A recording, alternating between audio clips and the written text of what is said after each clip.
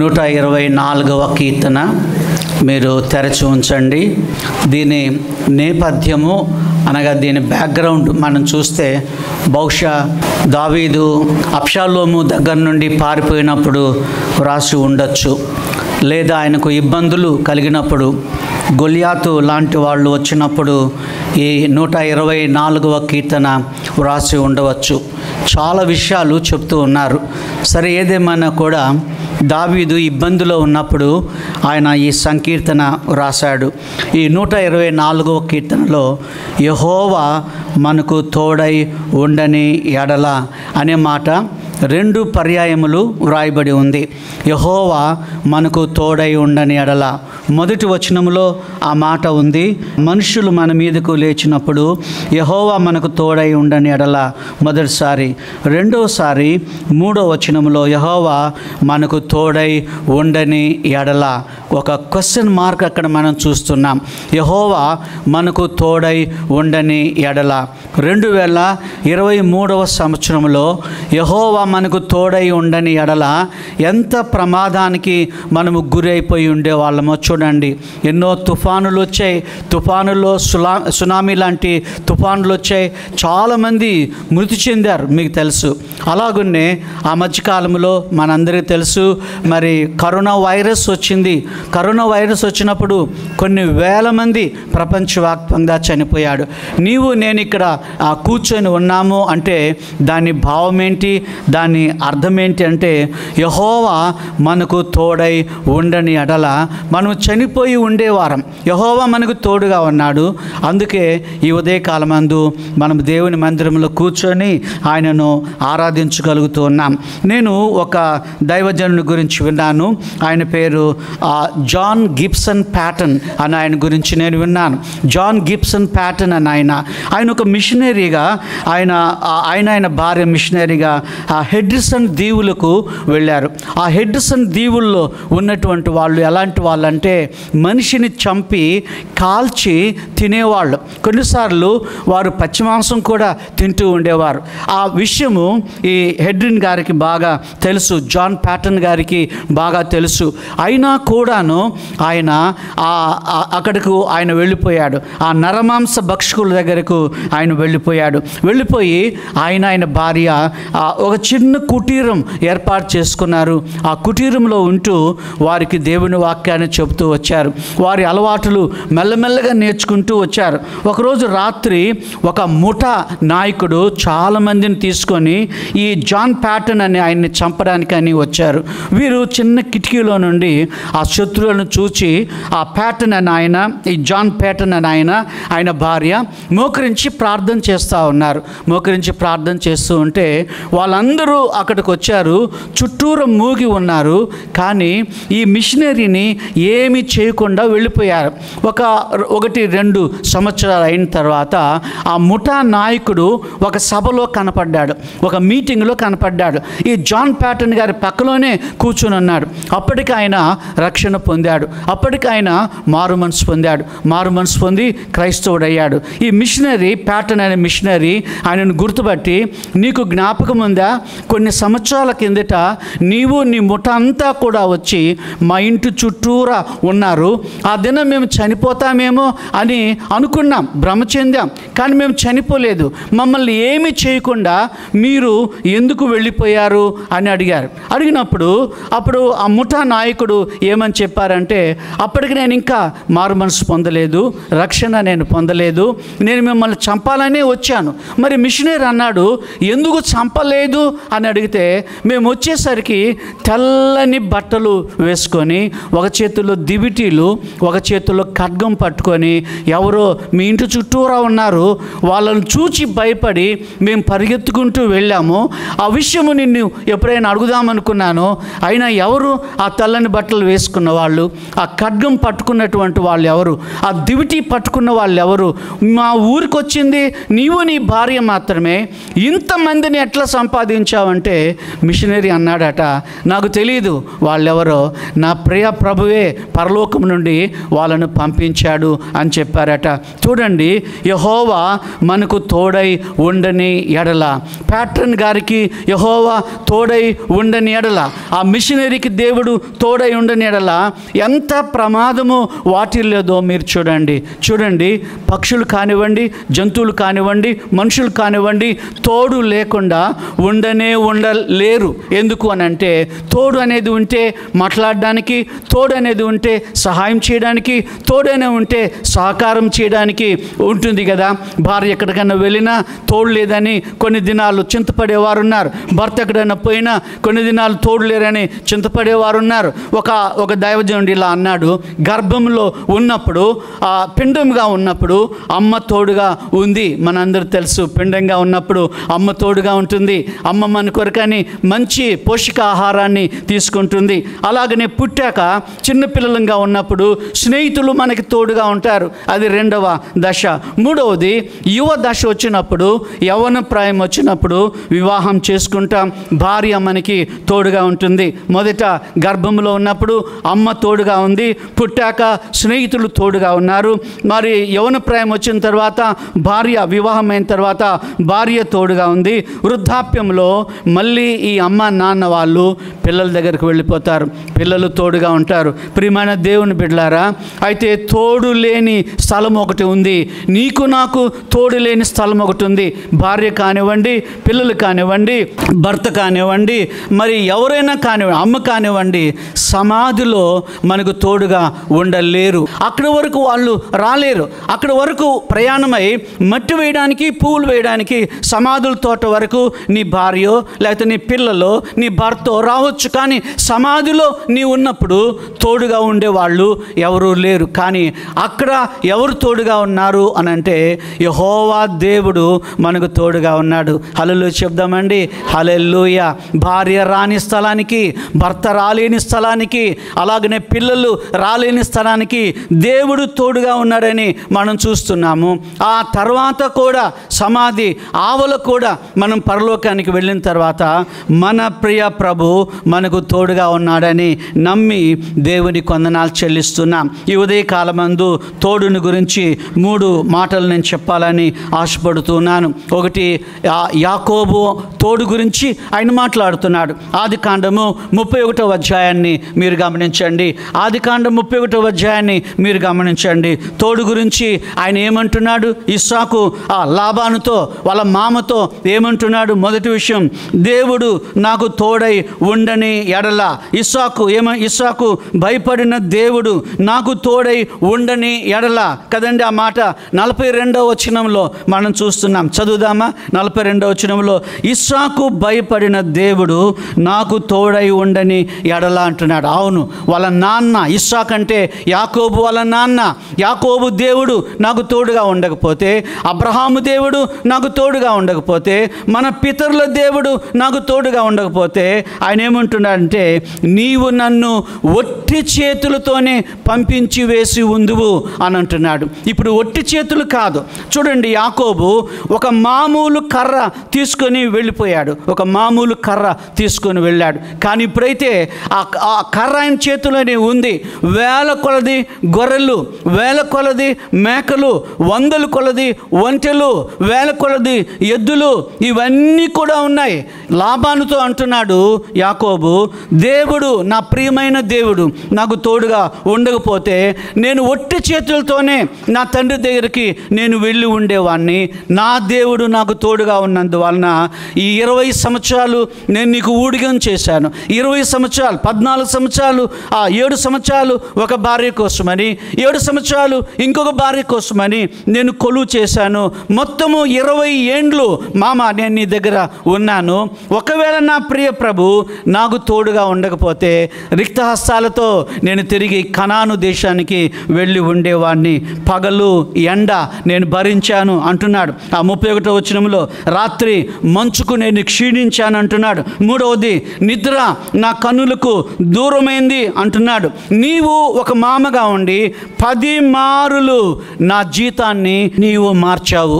కానీ అయినా నేను పని చేస్తూ వచ్చాను, నేను ఓర్చుకుంటూ వచ్చాను. ఈ రోజున నాకు దాసదాసీలు, గొర్రెలు, మేకలు, మందలు, 12 మంది సంతానాన్ని దేవుడు ఆయనకి ఇచ్చాడు. యెహోవా నాకు తోడుగా ఉండకపోతే నేను ఒట్టి చేతులతో ఉండేవాడిని.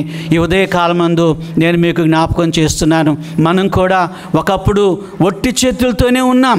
ఒక ఇల్లు లేదు, ఒక వాహనం లేదు, ఒక సైకిల్ లేదు, ఒక బైక్ లేదు, ఏమీ నీ జీవితంలో లేదు. కానీ దేవుడు ఈ దినాన ఎన్ని ఇచ్చాడో మీరు ఒకసారి జ్ఞాపకం చేసుకోండి. నేను దిల్షీ నగర్లో పనిచేసేటప్పుడు ఒక అబ్బాయి నన్ను పాస్టమ్ గారిని వాళ్ళ ఇంటికి రమ్మని ఆహ్వానించాడు. మేము వాళ్ళ ఇంటికి వెళ్ళాం. ఆ ఇంట్లో నేను పాస్టమ్ గారు కూర్చోవడానికి ఒక చిన్న కుర్చీ కూడా ఆ ఇంట్లో లేదు.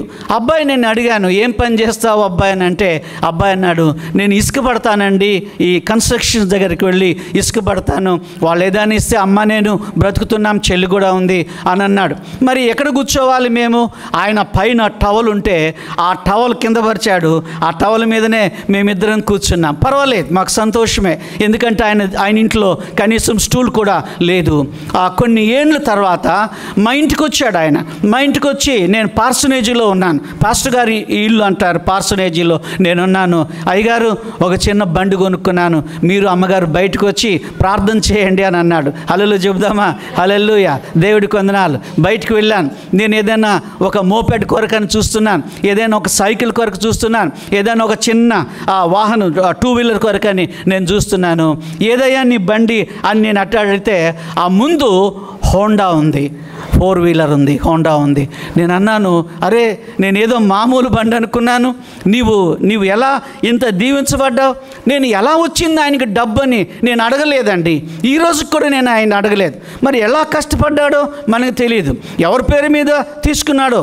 నేను ఆ చర్చిలో పాస్టర్గా ఉన్నన్ని రోజులు ఆయన హోండా 4 వీలర్ మీదనే తిరుగుతూ వచ్చాడు. నేను ఎందుకు చెప్తున్నానంటే, ఒకప్పుడు రిక్తహస్తాలతో ఉన్నాం. దేవుడు ఈ రోజున ఒక వాహనం, దేవుడు ఈ రోజున ఒక పర్మనెంట్ ఉద్యోగం, దేవుడు ఈనాడు ఒక మంచి జీతం, దేవుడు ఈనాడు పిల్లలు లేరు, మీకు పిల్లల్ని దేవుడు ఇచ్చాడు.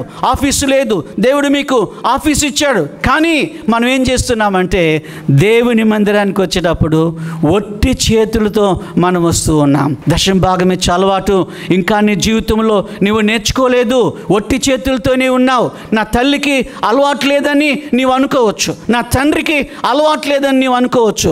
లక్షలు సంపాదించే వాళ్ళు నాకు తెలుసు. అప్పుడప్పుడు నేను పర్సనల్గా వారితో మాట్లాడినప్పుడు అంటాను, అయ్యా ఒక 1000 రూపాయలతోనైనా మీరు ఆరంభించండి దశమ భాగం, ఒక 500 రూపాయలతోనైనా మీరు ఆరంభించండి దశమ భాగం. నేను ఉదయకాలం అందు జ్ఞాపకం చేస్తున్నాను, యెహోవా మనకు తోడుగా లేకపోతే రిక్తహస్తాలతో మనం ఉండేవారము. 2024వ సంవత్సరంలో దేవుని కుమారుడిగా, దేవుని కుమార్తెగా దశమ భాగం ఇవ్వడానికి నేర్చుకోనండి.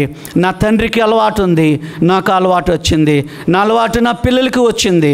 ఎందుకు చెప్తున్నాను ఈ మాటలు అంటే, మనలను చూచి మన చిన్న బిడ్డలు కూడాను వారు నేర్చుకుంటారు. నా మనవరాండ్రి ఇక్కడ ఉన్నప్పుడు ఒక కవర్ పట్టుకొని వచ్చేవాళ్ళు నా దగ్గర, తాత చర్చికి వెళ్తున్నాం కానుక అనేవాళ్ళు. వాళ్ళ విశ్వాసం కొరకని దేవునికి నేను వందనాలు చెప్పాను. అందులో ఏదో డబ్బు పెట్టి వాళ్ళ చేతికి ఇచ్చేవాడిని.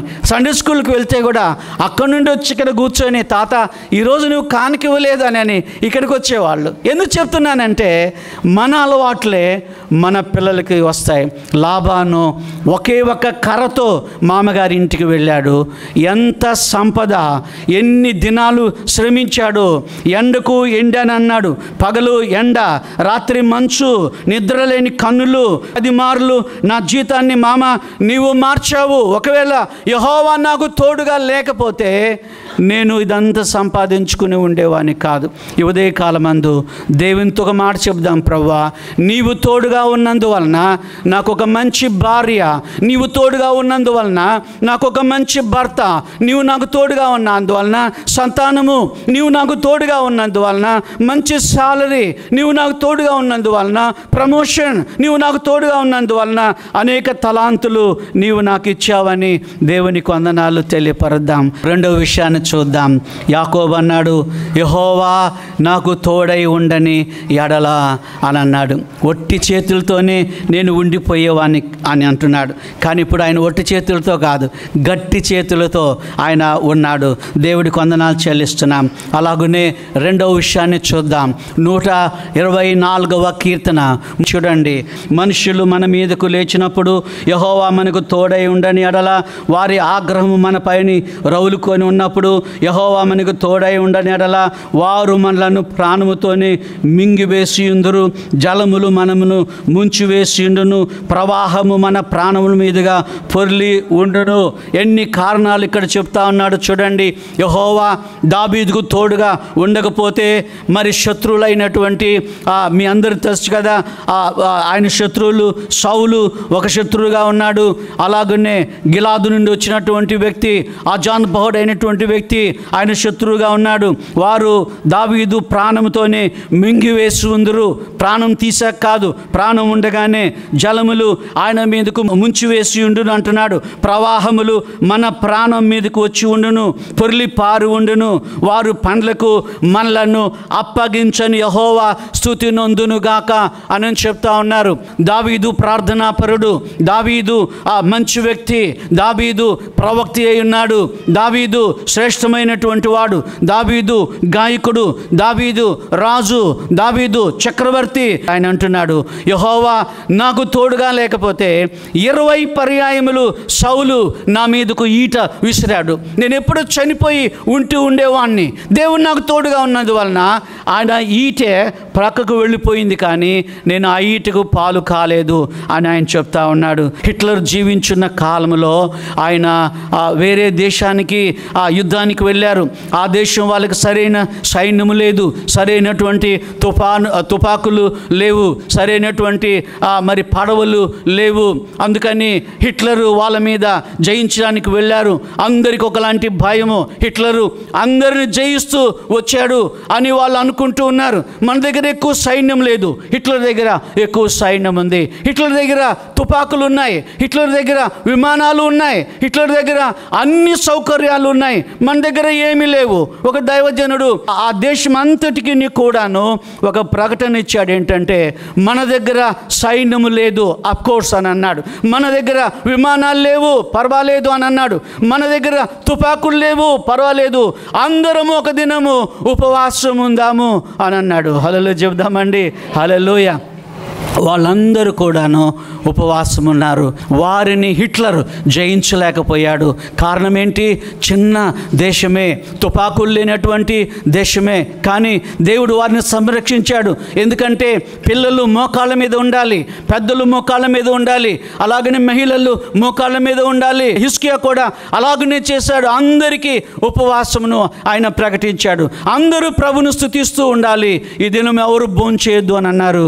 దేవుడు గొప్ప విజయాన్ని అనుగ్రహించారు. హిట్లర్ ఏమయ్యారో మీకు తెలుసు కదా, ఆయనకై ఆయనే చంపుకున్నాడు. తనకు ప్రియమైన భార్య, ఇంకా ఆయనకు వివాహం కాలేదు, ప్రియమైన భార్యను ఆయన చంపివేశాడు.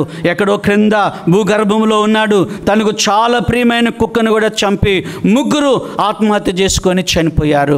నేను ఎందుకు చెప్తున్నాను ఈ మాటలు అనంటే, దేవుని బిడ్డలు ప్రార్థన చేసినందువలన యెహోవా మనకు తోడై ఉంటాడని బైబిల్ గ్రంథంలో మనం చూస్తున్నాం. ప్రభు వందనాలు చెల్లిస్తూ ఉన్నాం. ఈ మహబూబ్ నగర్ ప్రాంతంలో ఒక అక్క, మాకు తెలిసిన అక్కయ్య ఉంటూ ఉండేది. మరి ఆమె ఇలాగన హైదరాబాద్కి బస్సులో ఆమె వస్తూ ఉండగా మరి ఆ బస్ డ్రైవర్ ఏం చేశాడు, బ్రిడ్జి ఏం లేదు, ఆ నీళ్ళ మధ్యలో నుండి బస్సు పోనిచ్చాడు. కొంచెం దూరం వెళ్ళాక బస్సు ఆగిపోయింది. కానీ పై నుండి ప్రవాహము వస్తూ ఉంది, టైర్లు మునిగిపోయాయి, మనుషులు మునిగిపోతున్నారు. మెల్లమెల్లగా నీళ్ళ ప్రవాహం వస్తూ ఉంది. ఈలోగా కలెక్టరు ఆ విషయం తెలుసుకొని కొన్ని నిచ్చెనలు కట్టి ఆ బస్ అద్దాలు పగలగొట్టమని మైకులో చెప్తే బస్ అద్దాలు పగలగొట్టారు. ఆ నిచ్చెన వేశారు.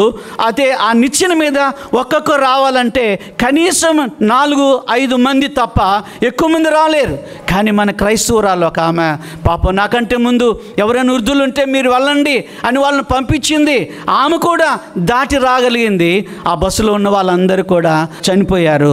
యెహోవా తోడుగా లేకపోతే ఆ సహోదరి కూడా మరణించి ఉండేది.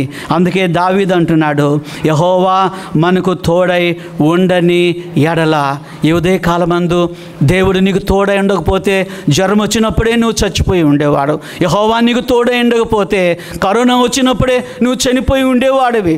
ఒక పాస్టమ్మ గారు కరోనా వైరస్లో చనిపోయారు.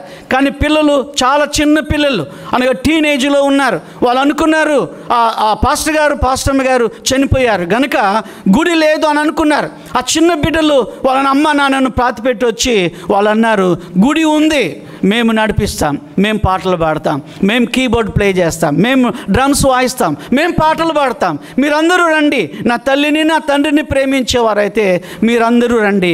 ఆ పిల్లలు చెప్పారట, యెహోవా తోడై ఉన్నందువలన నేను నా తమ్ముడు బ్రతికి ఉన్నాము అని చెప్పారు. హల్లెలూయా చెప్దామండి. హల్లెలూయా. ఉదయకాలమందు యెహోవా నీకు తోడై ఉండని ఎడల ఎప్పుడో నువ్వు చనిపోయి ఉండేవాడు. యెహోవా నీకు తోడుగా ఉన్నాడు గనక ఎన్ని అనారోగ్యాలు ఉన్నా, ఎంత కాయిలాలో నీవు ఉన్నా, ఎన్ని రుగ్మతులు ఉన్నా, ఎన్ని జబ్బులు ఉన్నా ఈనాడు నీవు ఇక్కడ ఉండగలుగుతున్నావు. 10 సంవత్సరాల కిందట ఒక వార్త ఈనాడులో రాశారు. ఒక క్రైస్తవుడి ఆయన శరీరంలో ఏమాత్రం కూడా ఆరోగ్యం లేదు. ఈ ముక్కులో ఈ ట్యూబులు ఉన్నాయి, ఈ తలకి ట్యూబులు పెట్టారు, పొట్టకు ట్యూబులు పెట్టారు, మూత్ర విసర్జన కొరకు ట్యూబ్స్, ఎక్కడ చూసినా ట్యూబ్సే. కానీ ఆయన ఐసీయూలో ఉన్నాడు.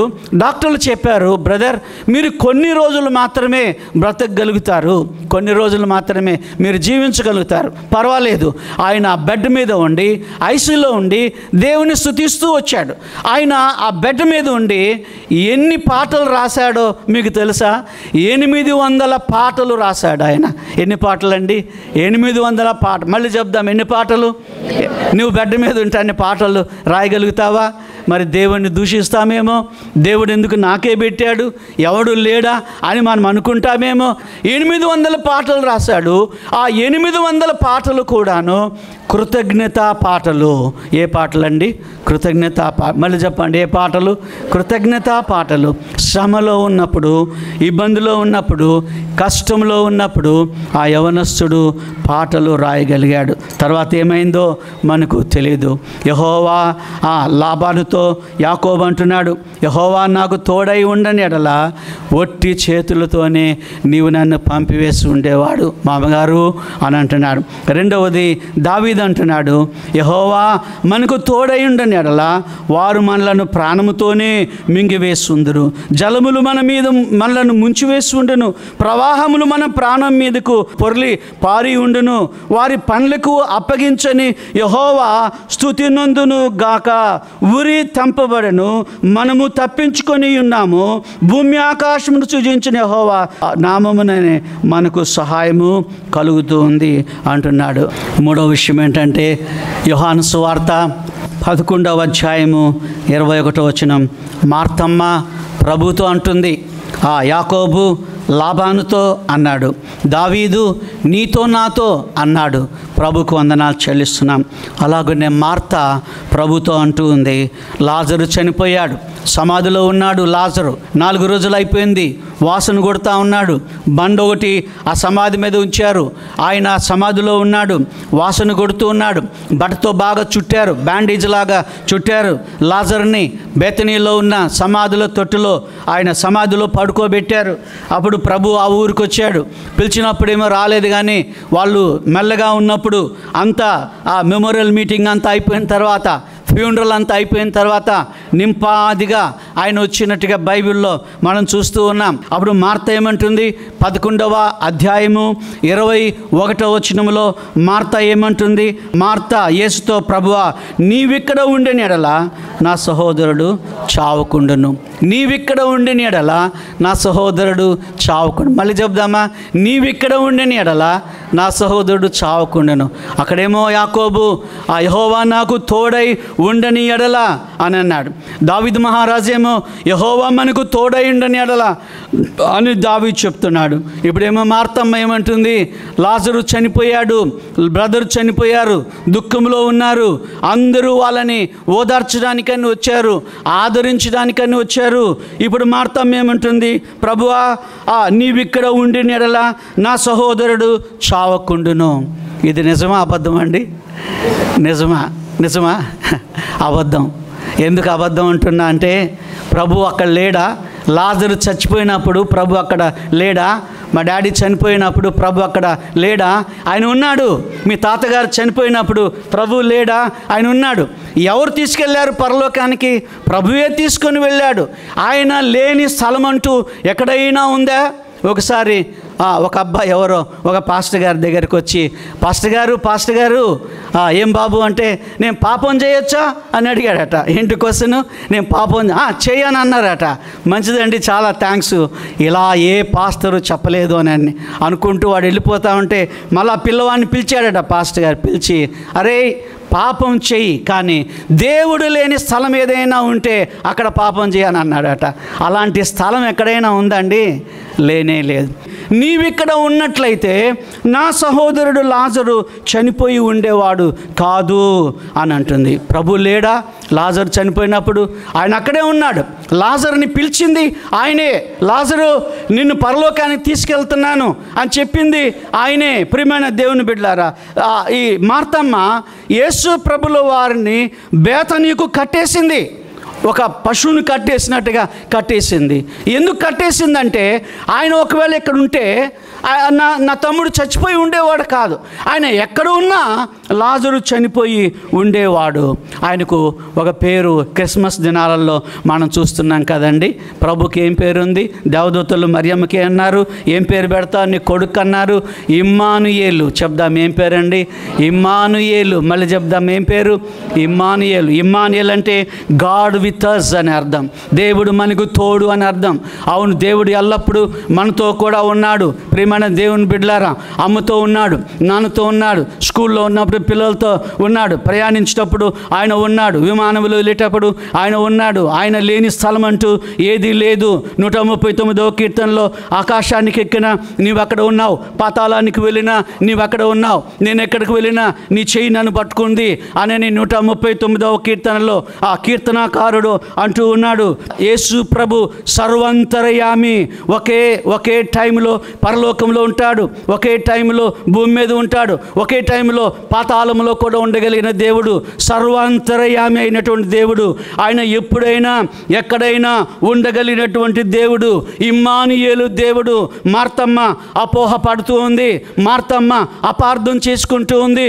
నీవు ఇక్కడ ఉన్నట్లయితే నా సహోదరుడు చనిపోయాడు. మార్తా, నీ బ్రదర్ చనిపోయినప్పుడు, లాజరు చనిపోయినప్పుడు నేను ఇక్కడ లేనా? అవును, నేను ఇక్కడ ఉన్నాను. ఆ ప్రాణాన్ని తీసుకుని వెళ్ళింది నేనే, జీవప్రదాతను నేనే, ప్రాణం తీసేవాడిని నేనే, ప్రాణం పెట్టేవాడిని నేనే, గాయం చేసిన వాడిని నేనే, కట్టుకట్టేవాడిని నేనే, కొట్టేవాడిని నేనే, అలాగనే కొట్టి మిమ్మల్ని ఓదార్చేవాడిని నేనే, నీ కన్నీళ్ళు తెప్పించింది నేనే, వాటిని తుడిచేవాడిని నేనే అని అంటున్నాడు ఆయన. ప్రభువా, నీవిక్కడ ఉండిన ఎడల నా సహోదరుడు చావకుండును. ఈ 11:35లో ఒక చిన్న వచనం ఉంది. ఆ వచనం చెప్తారా మీరు ఎవరైనా? చిన్ని వచనం, జీసస్ వెప్ట్ అని ఉంది. యేసు కన్నీరు కార్చిననే మాట ఉంది. ఇది ఇంగ్లీష్ బైబిల్లో చిన్న మాటే కానీ, చిన్న వచనమే కానీ తెలుగులో చిన్న మాట కాదు. చాలామంది తెలుగులో ఇంగ్లీషులో ఇది చిన్న వచనము అని అంటారు, కానీ మీరు లెక్క పెట్టండి, దానికంటే చిన్న వచనం ఉంది బైబిల్లో. ఏంటంటే, దొంగిలకుడి 10 ఆజ్ఞల్లో ఒక ఆజ్ఞ, దొంగిలించొద్దని ప్రభు అన్నాడు. అక్షరాలు లెక్క పెడితే అది అతి చిన్న వచనం. సరే, ఇంగ్లీష్లో జీసస్ వెప్ట్ అనే మాట చిన్న వచనం. సరే, ప్రభు ఏడ్చినట్టుగా బైబిల్లో మనం చూస్తున్నాం. ఎందుకు ఏడ్చాడు ప్రభు? మార్తమ్మ అవిశ్వాసాన్ని చూచి ఆయన ఏడ్చాడు. ప్రియమైన బిడ్డలారా, ఎంత అవిశ్వాసము మార్తమ్మకి! ఎన్ని మార్లు వచ్చి నేను దేవుని వాక్యం చెప్పాను, ఎన్నిసార్లు వచ్చి ఆమెకు నేను బోధించాను, ఆమెకు విశ్వాసం లేదే. మరి ఆమె ఏమంటుంది, ఇంకొక హాస్పిటల్కి వెళ్ళుంటే, కార్పొరేట్ హాస్పిటల్కి వెళ్ళుంటే నా బ్రదరు బాగయ్యి ఉండేవాడు అనుకుంటుంది. ఇంకేదైనా పెద్ద హాస్పిటల్కి పోయి ఉంటే నాన్న బాగయ్యి ఉండేవాడు, నా తమ్ముడు బాగయ్యి ఉండేవాడు అనుకుంటుంది. కానీ ప్రాణం ఎవరి చేతిలో ఉంది? మార్తా, నా చేతిలోనే కదా ప్రాణం ఉంది. నీకు ఇంత అవిశ్వాసం ఉన్నందుకు నేను ఏడుస్తున్నాను అంటున్నాడు. ఒక స్నేహితుని కన్నీళ్ళు, ఒక ఫ్రంట్ టీయర్స్ అని అంటాం దాన్ని. ఆయన కన్నీరు కాచినట్టుగా బైబిల్ గ్రంథంలో చూస్తున్నాం. నేను ముగించక ముందు నీ అవిశ్వాసాన్ని చూచి ఆయన ఏడుస్తాడు. జరుగుతుందని దేవుడు చెప్తే నువ్వు జరగదు అనుకుంటున్నావు కదా, నీ అవిశ్వాసాన్ని చూచి ఆయన కన్నీరు కార్చే దేవుడై ఉన్నాడు. నీ నమ్మిక లేని స్థితిని చూచి ఆయన కన్నీరు కార్చే దేవుడిగా ఉన్నారు. ఒక మాట చెప్తాను. యేసు ప్రభు వాళ్ళ దగ్గర, శిష్యుల దగ్గరికి ఒక నాన్న వచ్చాడు, ఒక బాబుని తీసుకొని వచ్చాడు. ఆ బాబుని తీసుకొని వస్తే వాడికి ఏం జబ్బు ఉంది? మూర్ఛ రోగం ఉంది. వానికి వాడు నీళ్ళల్లో పడిపోతున్నాడు, నిప్పులో పడిపోతున్నాడు, విలవిలలాడుతూ ఉన్నాడు. అదేదో జబ్బు ఉంది. శిష్యుల దగ్గరికి వెళ్ళారు, వాళ్ళందరూ ప్రార్థన చేశారు. 12 మంది పాపం చేతులు పెట్టారు, నూనె రాశారు, ఏం రాశారో మనకు తెలియదు. ఏం జబ్బు బాగాలేదు. కానీ ప్రభు దగ్గరికి మళ్ళీ ఆయన వెళ్ళిపోయాడు. గురువర్యుల దగ్గరికి ఆయన వెళ్ళిపోయాడు. ప్రభువా, నా కొడుకు వీడికి ఇలాంటి జబ్బు ఉంది, వీడు కింద పడిపోతున్నాడు, విలవిలలాడుతున్నాడు, నిప్పులో పడుతున్నాడు, నీళ్ళలో పడుతున్నాడు, నేల మీద పడుతున్నాడు. నీ శిష్యుల దగ్గర తీసుకెళ్ళానయ్యా, వాళ్ళు ఏమాత్రం కూడా బాగు చేయలేకపోయారు. మీరన్నా బాగు చేయండి, నాకు ఒక్కడే ఒక కొడుకు అయ్యానని ప్రభువును ప్రాధేయపడితే ప్రభు ఆ కుమారుణ్ణి బాగు చేశాడు. హల్లెలూయా చెప్దామా? హల్లెలూయా. ఈ శిష్యులందరూ ఆశ్చర్యపడ్డారు. అయ్యో, మనం చేయలేనిది ఎవరు చేశారు చెప్పండి? మనం చేయలేనిది ఎవరు చేశారు? యేసు ప్రభులు వారు చేశారు. ఎవ్వరూ లేనప్పుడు ప్రభు దగ్గరికి వెళ్ళి, ప్రభువా, నీవెందుకు చేశావు, మేమెందుకు చేయలేకపోయామని అడిగారు. చెప్దామండి, ఏమన్నారు? మీరెలా చేశారు, మేమెందుకు చేయలేకపోయాం.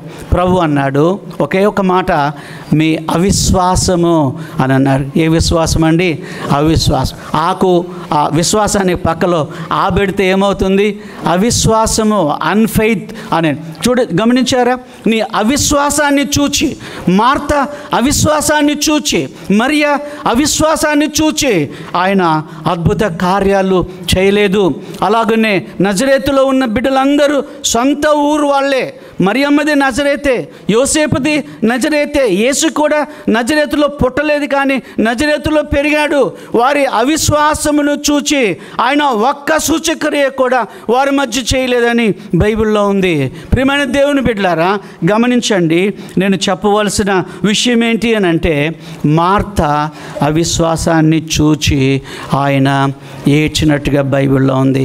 ఈ ఉదయకాలమందు నీ అవిశ్వాసము, నీ పిల్లల అవిశ్వాసము, నీ కుమార్తెల అవిశ్వాసము, నీ కుమారుని యొక్క అవిశ్వాసము, నీ భర్త యొక్క అవిశ్వాసాన్ని చూచి దేవుడు ఎస్ అంటూ ఉంటే నువ్వేమో నో నో నో నో అంటున్నావు. నీ అవిశ్వాసాన్ని చూచి ఆయన కన్నీరు కార్చే దేవుడై ఉన్నాడు. కనుక దేవుడు ఈ సంవత్సరం అంతా 2023వ సంవత్సరం అంతా మనకు తోడై ఉన్న దేవుడిగా ఉన్నాడు. దేవునికి వందనాలు. ఆయన తోడు లేకపోతే నేను చనిపోయి ఉండేవాడిని. ఆయన తోడు లేకపోతే దావీదు చనిపోయి ఉండేవాడు. ఆయన తోడు లేకపోతే నీవు నేను మనందరం కూడా చనిపోయి ఉండేవారం. ఒకసారి ఒక రాజుగారు పారిపోతూ ఉన్నాడు, అపజయం పొందాడు. తన దగ్గర ఖడ్గం ఉంది, కానీ వాళ్ళు చంపేస్తారేమో ఒక చిన్న గుహలోకి వెళ్ళిపోయాడు. గుహలోకి వెళ్ళి దాచుకుంటున్నాడు. ఆ గుహలో ఈయన ఉన్నాడు, బయట కనబడుతూ ఉన్నాడు. కనుక వేరే శత్రువులు వచ్చి ఈ రాజుగారిని చంపడానికి వీలుంటుంది. ఆయన ఒక క్రైస్తవ రాజు కనుక ప్రార్థన చేసుకుంటా ఉన్నాడు, ప్రభువా, నన్ను చంపేస్తారేమో, నేను నీ దగ్గరకు వస్తున్నాను, పర్వాలేదు అని. కానీ ఇక్కడ అందరికీ నేను కనబడుతున్నాను. వెంటనే దేవుడైన యెహోవా ఒక సాలెపురుగును పంపించాడు. సాలెపురుగు మీకు తెలుసు కదా, అది నెట్ అల్లుతుంది కదా, మీ అందరు తెలుసు. అలా ఒక పురుగు వచ్చింది, నెట్ అల్లింది. 2 పురుగులు వచ్చాయి, నెట్ అల్లింది. 3 పురుగులు, ఇలాగన అన్ని పురుగులు వచ్చి ఆ రాజుగారు కనబడకుండా వలను అల్లి పెట్టిపోయాయి. వాళ్ళు వచ్చారు, శత్రువులు వచ్చారు. ఈ కేవ్లో, ఈ గుహలో ఆ రాజుగారు లేరు. ఒకవేళ ఉంటే ఈ నెట్ అంతా ఎలా వచ్చి ఉండేది, ఈ వలంతా ఎలా వచ్చి ఉండేది? కనుక ఇక్కడ లేడని వారు వెళ్ళిపోయారు. దేవా నీకు వందనాలు, నా కోసం నువ్వేం పంపించావు? సాలెపురుగుని పంపించావు, నీకు వందనాలని ఆయన వందనాలు దేవుడికి చెప్పాడు. యెహోవా తోడై ఉండకపోతే ఆ రాజుగారు చనిపోయి ఉండేవాడు. దేవునికి వందనాలు చెల్లిస్తున్నాం. దేవుడు మనకు ఎల్లప్పుడూ తోడుగానున్నాడు, తోడుగానున్నాడు. దేవుడు మనకు ఎల్లప్పుడూ తోడుగానున్నాడు, తోడుగానున్నాడు. ఏదెనులో ఆదాముతో నుండెను, హానుకు తోడా నేగేను, దీర్ఘదర్శకులతో నుండెను, దీర్ఘదర్శకులతో నుండెను. ధన్యులు దేవుని కలవారు, తోడుగానున్నాడు. దేవుడు మనకు ఎల్లప్పుడూ తోడుగానున్నాడు, తోడుగానున్నాడు. యోసేపు ద్వేషింపబడినప్పుడు, యోసేపు ద్వేషింపబడినప్పుడు, గోతిలో త్రోయబడినప్పుడు, గోతిలో త్రోయబడినప్పుడు, శోధనలో చెరసాలయందు, శోధనలో చెరసాలయందు, సింహాసనమే కినయపుడు తోడుగానున్నాడు. దేవుడు మనకు ఎల్లప్పుడూ తోడుగానున్నాడు, తోడుగానున్నాడు. ప్రార్థన చేసుకుందాం. దేవుడు ఎల్లప్పుడూ నీకు నాకు తోడుగా ఉన్నాడు. ఇమ్మానుయేలు దేవుడు నీకు నాకు తోడుగా ఉన్నాడు. నిన్ను నన్ను విడిచిపెట్టలేదు. అనారోగ్యాలు కలిగినప్పుడు నిన్ను విడిచిపెట్టలేదు. ఇబ్బందులు కలిగినప్పుడు నేను విడిచిపెట్టలేదు, తోడుగా ఉన్నాడు. 2023 సంవత్సరంలో తోడుగా ఉన్నాడు. 2024లో కూడా తోడుగా ఉంటానని వాగ్దానం చేస్తున్నాడు. ప్రేమ కలిగిన మా పరలోక తండ్రి, మీ పాదములు కొందనాలు చెల్లిస్తున్నామయ్యా. నీ ప్రియకుమారుని రక్షకుడైన యేసుస్వామి పవిత్రమైన నామంలో తండ్రి, 3 విషయాలు మేము గమనించాము. యాకోబు తోడుగా ఉండకపోతే ఏమవుతుందో మీ తోడుని గురించి ఆయన మాట్లాడాడు. దావీదు మీ తోడుని గురించి మాట్లాడాడు. మరి మార్తమ్మ విశ్వాసముతో మీ తోడు లేనందువలన మా తమ్ముడు చచ్చిపోయాడని చెప్తుంది. ప్రభువా, అవిశ్వాసపు మాటలను కొట్టివేయమని వేడుకుంటున్నాం. నీవు మాకు తోడుగా ఉన్నావు, మీకు వందనాలు చెల్లిస్తున్నాం. ప్రభువా, ఈ ఉదయకాలమందు నీ వాక్యం ద్వారా మాట్లాడినందుకై స్తోత్రములు, వందనాలు చెల్లిస్తూ యేసు నామం బట్టి అడుచున్నాం తండ్రి. ఆమేన్.